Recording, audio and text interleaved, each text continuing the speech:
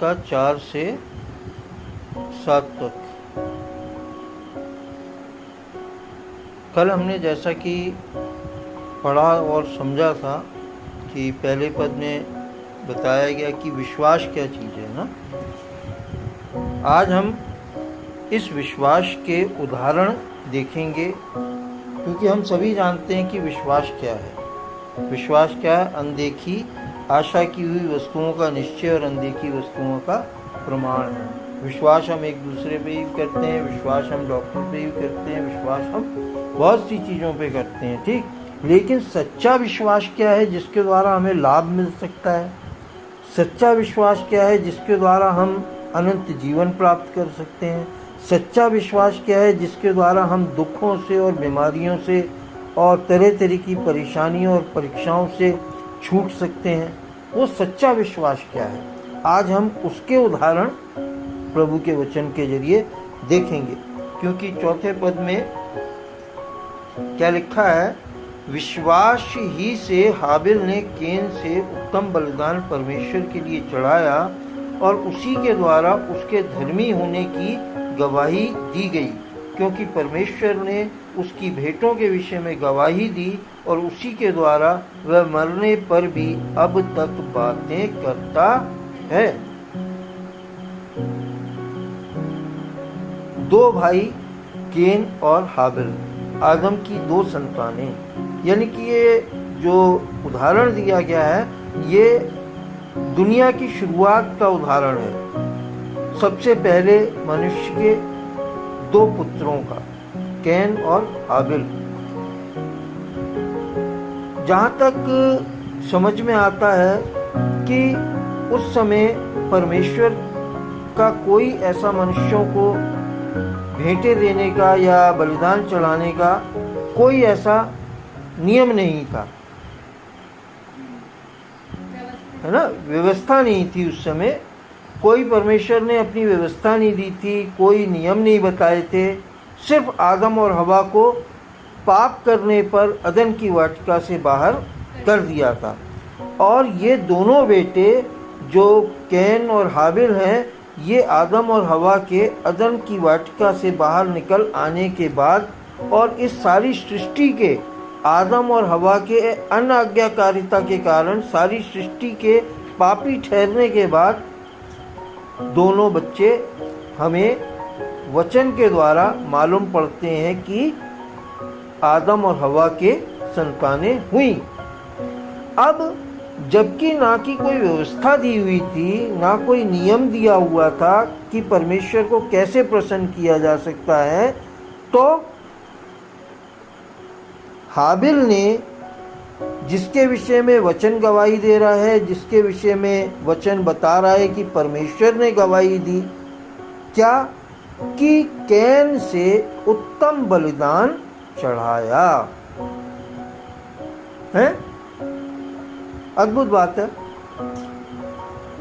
जबकि क्या कोई नियम नहीं था, कोई व्यवस्था नहीं थी, कोई बलिदान चढ़ाने के लिए नहीं परमेश्वर ने कहा था, लेकिन इसके बावजूद विश्वास से हाबिल ने केन से उत्तम बलिदान चढ़ाया। हम क्या समझ सकते हैं कि हाबिल के उस समय दिल में क्या आया होगा, जो उसके दिल में ये विश्वास पैदा हुआ कि मैं परमेश्वर के आगे बलिदान चढ़ाऊं? क्या आया होगा? जहाँ तक प्रभु ने मुझे समझाया और समझा रहा है इस समय भी कि मैं आप लोगों से इस उदाहरण को विस्तार पूर्वक समझाऊं या बताऊं, तो हुआ यूं होगा कि जब आदम और हवा को अदन की वाटिका से निकाला होगा और आदम और हवा के जब ये दो संतानें हुई होंगी, तो आदम और हवा ने अपने उस जीवन के विषय में जो अदन की वाटिका में उन्होंने गुजारा था, जहाँ की उन्हें कोई दुख नहीं था, परेशानी नहीं थी, वहाँ परमेश्वर पिता रोज़ दिन के ठंडे समय में उनसे मिलने आते थे, तो उसकी चर्चा, उसके विषय में, अदन वाटिका के विषय में कैन और हाबिल को आदम और हवा एक कहानी के रूप में सुनाते रहते होंगे। जैसे कि हम भी अपने बच्चों के आगे अपने बीते हुए उन क्षणों का, कई बार हम शादी से पहले का वर्णन करते हैं अपने बच्चों के आगे, कई बार हम शादी के बाद का, जब वो पैदा भी नहीं हुए होते तब भी हम बताते हैं। तो हो सकता है कि बाकी का प्रभु अच्छी तरीके से जानते हैं, लेकिन इस उदाहरण को देखते हुए और वचन को पढ़ के समझते हुए ये लगाया जा सकता है, ये सोचा जा सकता है कि वो आदम और हवा अपने बच्चों को अदन की वाटिका की कहानी जो उनके साथ हुई थी एक सच्चाई के रूप में अपने बच्चों को बताते होंगे कि हमें क्यों करके परमेश्वर ने उस अच्छी जगह से, अदन की वाटिका से, एक स्वर्ग से निकालकर बाहर कर दिया है, ये बताते होंगे वो लोग। और यही कारण रहा दोनों के मन में, हाबिल और कैन के, कि उस परमेश्वर का क्योंकि अदन की वाटिका से निकलने के बाद आदम हवा को और उसके परिवार को जो चीज़ें मुफ्त में मिलती थीं, जो सुविधाएं, जो कुछ था अदन की वाटिका में जो उन्हें मुफ्त में मिलता था, वो अब उन्हें मुफ्त में नहीं मिल रहा था। अपना पेट भरने के लिए उन्हें मेहनत करनी पड़ रही थी, हैं? अपना तन को ढकने के लिए क्या था कि उन्हें मेहनत करनी पड़ रही थी, हैं? अपनी ख्वाहिशों को पूरा करने के लिए वो ख्वाहिशें, अभिलाषाएं जो उन्हें परेशान कर रही थी, वो दुखी थे, हैं? यानी कि ऐसे दुखों में वो घिरे हुए थे जो आदम हवा ने उस अदन की वाटिका में नहीं देखे थे। और हो सकता है कि उन्हीं सुखों का वर्णन वो अपने दोनों बेटों से करते होंगे बार बार कि अरे हम बहुत अच्छे थे बेटा, वहाँ हैं, खुदा बाप हमसे रोजाना मिलने आते थे, वो जीवित परमेश्वर है, ठीक, वो सर्वशक्तिमान है। तो इन दोनों बच्चों के भी मन में ये लालसा उठी होगी कि क्यों ना हम भी ऐसे परमेश्वर को प्रसन्न करें जो हमसे रूठा हुआ है, या हम भी ऐसे सर्वशक्तिमान प्रभु के दर्शन करें जो हमारे से दूर हो गया है। जबकि हमारे माता पिता बताते हैं कि वो रोज हमसे मिलने आया करता था। तो इन दोनों भाइयों ने क्या किया कि अपनी अपनी भेंटों को लेके परमेश्वर के सम्मुख उसे प्रसन्न करने के लिए चढ़ाया। भेंटों के विषय में अभी जिक्र नहीं करेंगे कि क्या भेंटें थी, लेकिन फिर भी शॉर्ट में हम ये देखेंगे कि दोनों भाई अपने अपने भेंटें लेके आए। लेकिन पढ़ देंगे वो उसके विषय में, अगर पढ़ना समय है तो। भेंटें क्या चढ़ाई थी?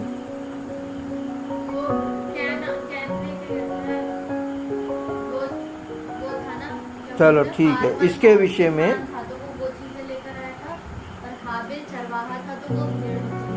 हाँ, कैन जो है अपनी फसल का हिस्सा लाया था क्योंकि वो किसान था, और हाबिल जो है अपना चरवाहा था तो वो अपनी भेड़ का बलिदान करने के लिए लाया था। तो कैन का भेंट जो है वो स्वीकार नहीं हुई, हाबिल की भेंट परमेश्वर ने स्वीकार करी। कारण क्या रहा कि अपने प्राण के बदले उसने एक मेमने का बलिदान किया, एक भेड़ का या मेमने का बलिदान उसने किया। अब ये क्यों परमेश्वर को पसंद आया? और मैं जहाँ तक समझता हूँ कि वो इसलिए ही पसंद आया कि कैन ने, हो सकता है उससे बड़ा प्यार करता होगा, वो हाबिल जो है उससे बड़ा प्यार करता होगा अपने मेमने से, भेड़ से है, लेकिन उसने अपनी प्यारी चीज को परमेश्वर को दिया है। इस बलिदान को इसलिए शायद परमेश्वर ने पसंद किया, और इसी बलिदान को देखते हुए परमेश्वर पिता ने भी जगत के पापों के लिए अपने इकलौते पुत्र को बलिदान किया और उसका भी खून बहाया गया। क्यों? क्योंकि हम इब्रानियों में पिछली जगह पढ़ रहे हैं कि जो पिछले अध्यायों में हमने पढ़ा है कि मनुष्य के पापों की माफी बिना खून बहाए या बलिदान चढ़ाए नहीं मिलती थी। पुराने नियम में भी जो व्यवस्था दी गई थी उसमें भी क्या था कि याजक लोग प्रतिदिन भी और प्रतिवर्ष भी, प्रतिदिन पहले तंबू में और प्रतिवर्ष दूसरे महापवित्र स्थान में बलिदान चढ़ाते थे, और वो वहां बिना लहू के नहीं जाते थे। तो हाबिल का बलिदान परमेश्वर को पसंद आया क्योंकि उसने अपनी प्यारी भेड़ को परमेश्वर को प्रसन्न करने के लिए दिया। इसी तरीके से देखते हैं कि परमेश्वर ने हाबिल की बलिदान तो स्वीकार कर लिया, कैन का बलिदान स्वीकार नहीं किया, और ये गवाही दी कि हाबिल का बलिदान मुझे पसंद आया, और आज तक परमेश्वर की ये गवाही हाबिल के विषय में है। लेकिन और थोड़ा सा पीछे जाएंगे तो देखेंगे कि ये बलिदान पिता परमेश्वर को इतना सही लगा और भाया क्योंकि जीवन मृत्यु उसके हाथ में है। हमारे निमित्त कोई भी मर जाता है और हमसे बिछड़ जाता है, लेकिन परमेश्वर पिता के निमित्त कोई नहीं मरता क्योंकि उसके हाथ में सबको जीवन देने का सामर्थ्य है, ताकत है उसके पास। हम लोग डरते हैं ना मरने से, परमेश्वर पिता नहीं डरता है क्योंकि जीवन उसके पास है? तो इस हाबिल के बलिदान को देखकर ही इब्राहिम की भी परीक्षा परमेश्वर पिता ने की, और क्या कहा इब्राहिम से कि तू अपने इकलौते बेटे को मुझे बलिदान चढ़ा। और इब्राहिम क्या हुआ, जिसे वो इज़हाक 100 वर्ष की आयु में मिला था, वो परमेश्वर को प्रसन्न करने के लिए इज़हाक का बलिदान देने के लिए चल दिया। और यहाँ तक चल दिया कि जैसे ही उसको बांधकर उसका बलिदान चढ़ाने वाला था, उसे छुरा उठा के मारने वाला था, तभी परमेश्वर ने जान लिया कि ये तो मार ही देगा, और तुरंत ही आकाशवाणी हुई कि इब्राहिम तू अपना हाथ रोक ले। तो क्या हुआ कि जैसे हाबिल के बलिदान से परमेश्वर प्रसन्न हुआ, वैसे इब्राहिम के भी ये मान लेने से कि परमेश्वर की इच्छा को वो पूरी करने के लिए तैयार हो गया, अपनी प्रिय चीज को भी देना स्वीकार किया। तो क्या हुआ कि परमेश्वर इब्राहिम से भी प्रसन्न हुआ।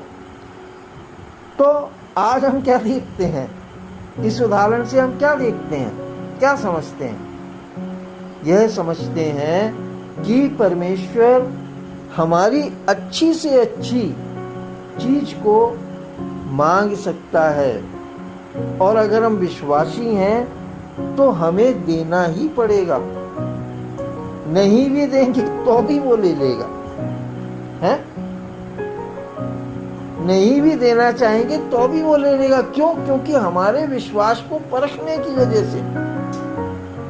मान के चलो, जैसे काजल हमारे थी, परमेश्वर पिता मुझसे कहते कि तू काजल को कहते हैं बलिदान दे दे, जबकि आज जो है बलिदान करने की रीति रिवाज नहीं है क्योंकि यीशु मसीह ने बलिदान दे दिया, ठीक। लेकिन अब वो ये चीज़ नहीं कह सकते मुझसे, क्यों? क्योंकि आज ये कानूनी कहते हैं जुर्म है। तो क्या हुआ, उन्होंने काजल को बिना कहे हुए ही ले लिया है। काजल हमारी प्रभु के विश्वास में सो गई है। लेकिन इसके द्वारा क्या हुआ, बहुत कुछ मैंने बड़बड़ाया, बहुत कुछ मैंने ऊटपटांग कहा। मैं अपनी गलती को मानता हूँ, है? हाँ, काफी कुछ मैंने ऐसा किया। तो क्या हुआ कि इस विश्वास में एक तरीके से तो मैं गिर गया ना, है? इस विश्वास में एक तरीके से मैं तो मात खाया ना। लेकिन आज के इस वचन से मुझे भी समझ में आ रहा है, लेकिन मैं अक्सर मात खा जाता हूँ, क्योंकि परमेश्वर की परीक्षा में बिरला लोग ही जो होते हैं वो खड़े रह सकते हैं। मेरे से दूसरी बार भी परमेश्वर ने परीक्षा की है और मैं उसमें भी मात खा गया। तो परमेश्वर पिता हमारे जीवन में हमारी परीक्षा करता है, हमारे विश्वास को जानने के लिए, समझने के लिए, और जो कोई उसकी परीक्षा में खरा उतर आता है परमेश्वर उससे प्रसन्न हो जाता है? परमेश्वर पिता उससे प्रसन्न हो जाते हैं। मेरे जीवन से नहीं हो पाते हैं शायद, मैं इस बात को मान सकता हूँ। कारण ये, क्योंकि मैं अपने जीवन को देखता हूँ तो बहुत सी जगह में गिर जाता हूँ, है?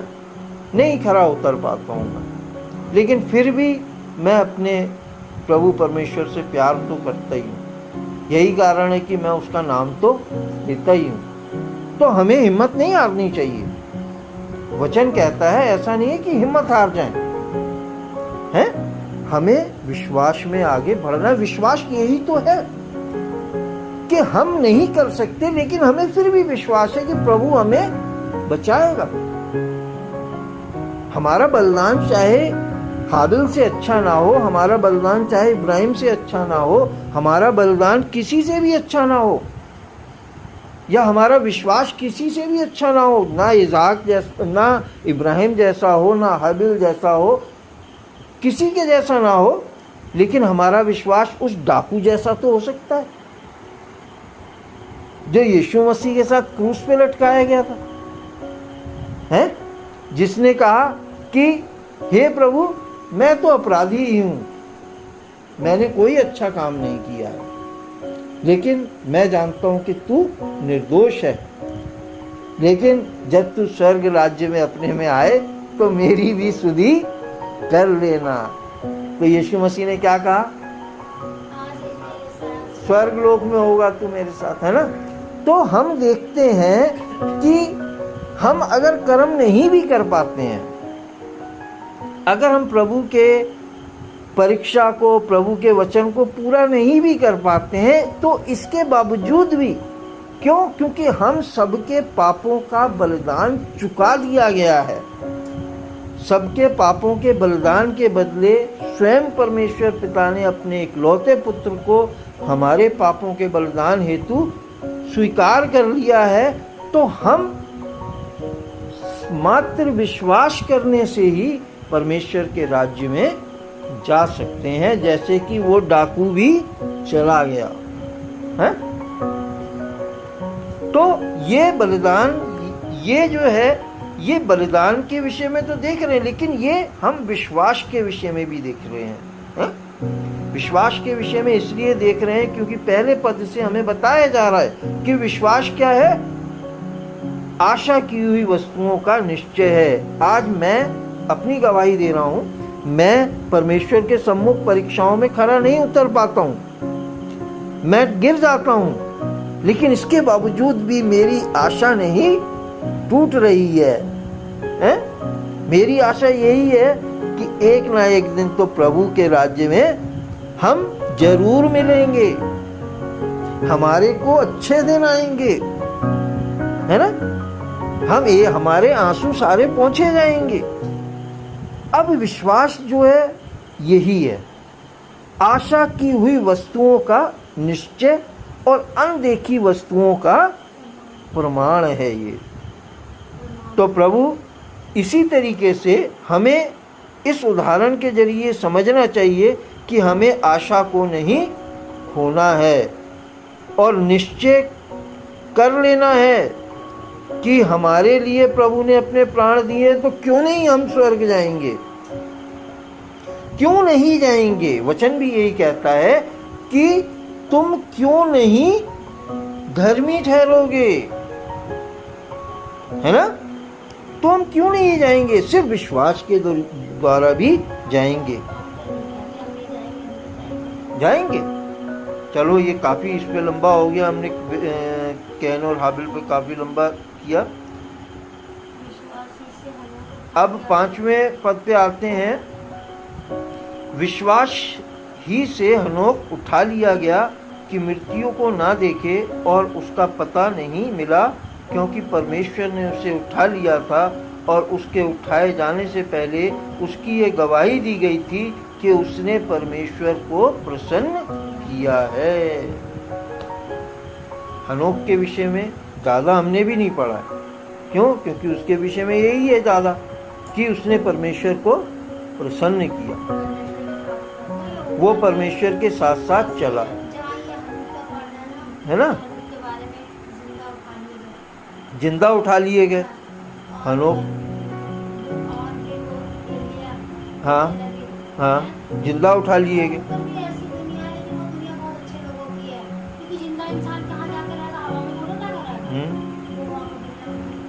तो क्या है कि जो परमेश्वर को प्रसन्न कर गया या जो विश्वास में बना रहा, वो जरूर स्वर्ग में जाएगा, ये निश्चय है भाई। Hallelujah hallelujah hallelujah, praise the Lord. तो हनोक ने भी परमेश्वर को क्या किया? प्रसन्न किया और वो जीवित उठा लिया गया। ठीक, अब इसके बाद हम छठे पद में देखेंगे, और विश्वास बिना उसे प्रसन्न करना अनहोना है, क्योंकि परमेश्वर के पास आने वाले को विश्वास करना चाहिए कि वह है और अपने खोजने वालों को प्रतिफल देता है। विश्वास के बिना परमेश्वर को प्रसन्न करना अनहोना है। तो हमें क्या करना है कि विश्वास पक्का करके रखना है। यीशु मसीह ने कहा कि जो अंत तक धीरज धरेगा और मुझ पर विश्वास करेगा वो अनंत जीवन पाएगा। आज हम चाहे अपनी कमजोरियों के होने की वजह से परीक्षा में खरे नहीं उतर पाते हैं, मुझे देखते हुए, है ना, मुझे देखते हुए ऐसे मेरे बहुत से बहन और भाई भी होंगे जो परीक्षाओं में नहीं खरे उतर पाते, लेकिन मैं उनको भी ये संदेश देना चाहूँगा कि वो निराश ना होएं, क्योंकि ये भी एक शैतान का धोखा है कि हम निराश हो जाएं, हम अपनी आशा को खो दें। हमें आशा को नहीं खोना है। क्यों? क्योंकि हमारी आशा कैसी होनी चाहिए? उस डाकू के जैसी होनी चाहिए भाई,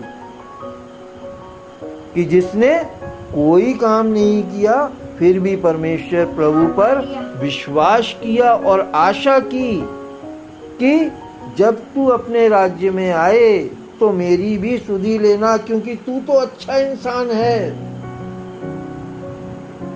उसने यही तो विश्वास किया और यही आशा की उसने कि तू तो अच्छा इंसान है, हम बुरे हैं, हम दुख उठा रहे हैं, लेकिन तुझे दुख नहीं उठाना चाहिए।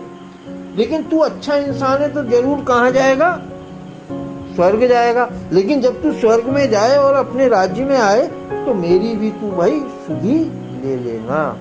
तो यीशु मसीह से उसे क्या जवाब मिला? तू आज ही मेरे साथ स्वर्ग लोक में होगा। तो हमारा विश्वास क्या है? उस डाकू के समान पक्का होना चाहिए, मजबूत, और आशा हमें कभी भी नहीं खोनी चाहिए। क्यों? क्योंकि शैतान हमारी आशा को ही डुबा देना चाहता है, हमें निराश बना देना चाहता है, हमें डिप्रेशन में डाल देना चाहता है। जैसा कि हम दुनिया में देखते हैं कि लोग वाग डिप्रेशन का भी इलाज करा रहे हैं। कारण ये है कि उनको डिप्रेशन इसलिए कि वो अपनी सारी उम्मीद और सारी आशाओं को खो चुके हैं। लेकिन हमें अपनी उम्मीद और आशा को नहीं खोना चाहिए। चलिए आगे पढ़ते हैं। विश्वास ही से नूह ने उन बातों के विषय में जो उस समय दिखाई ना पड़ती थी चेतावनी पाकर भक्ति के साथ अपने घराने के बचाव के लिए जहाज बनाया, और उसके द्वारा उसने संसार को दोषी ठहराया और उस धर्म का वारिस हुआ जो विश्वास से होता है। भाई नूह के विषय में मैंने इस बारे में जाना कि जब परमेश्वर ने पिता ने उससे कहा कि तू कहते हैं एक जहाज बना, तो बताते हैं कि जहां उसे कहा गया कि जहाज बना तो वहां आपका पानी का अभाव था, रेगिस्तान था, वहां पानी नहीं था। तो लोग वह क्या करते थे, उसकी मजाक उड़ाते थे। और बहुत से तो ये भी बताते हैं कि लोग वह उसकी मजाक तो उड़ाते उड़ाते थे, उल्टा क्या करते थे, उस जहाज पे लैट्रिन पेशाब करके चले जाया करते थे। और ये खुजली जो होती है इंसान को, ये उसी वजह से मैंने सुना है होती है। क्योंकि एक वो भी प्रभु का वचन जानने वाले थे, उन्होंने मेरे को बताया था। क्यों? क्योंकि खुजली का रोग जो वहीं से आया। हो सकता है, मान सकते हैं। क्यों? क्योंकि भाई ये खुजली बड़ी, कई बार शरीर में हमारे कुछ भी नहीं होता फिर भी हमें खुजली होती है। कोई फोड़ा नहीं होता, कोई फुंसी नहीं होती, कोई दाग नहीं होता, कुछ भी नहीं होता। तो अब ये क्या था, चलो खुजली को छोड़ो, बीमारी है ये। नूह ने क्या किया कि परमेश्वर पर विश्वास किया, और परमेश्वर ने क्या उससे कहा था कि मैं इस संसार को नाश करने पर हूँ, और मैं इतना मेह बरसाऊंगा, इतना जल बढ़ेगा कि मैं संसार को डुबो दूंगा। और तू धर्मी पुरुष है, तूने मुझे प्रसन्न किया है, इसलिए मैं तुझे चेतावनी दे रहा हूँ कि तू अपने लिए एक जहाज, अपने परिवार के लिए एक जहाज बना ले। और उसको छोटा मोटा जहाज बनाने को भी नहीं कहा, उसे इतना बड़ा जहाज बनाने को कहा कि उसे मेरे हिसाब से कई वर्ष लग गए होंगे बनाने में। कारण ये कि उस समय ना तो ऐसी सुविधाएं थी।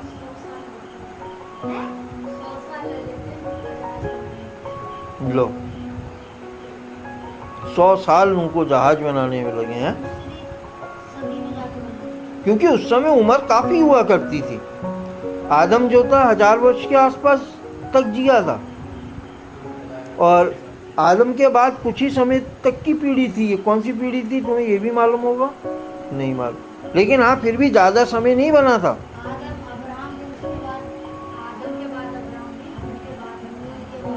हाँ, नूह तक कहते हैं ज्यादा समय नहीं गुजरा था।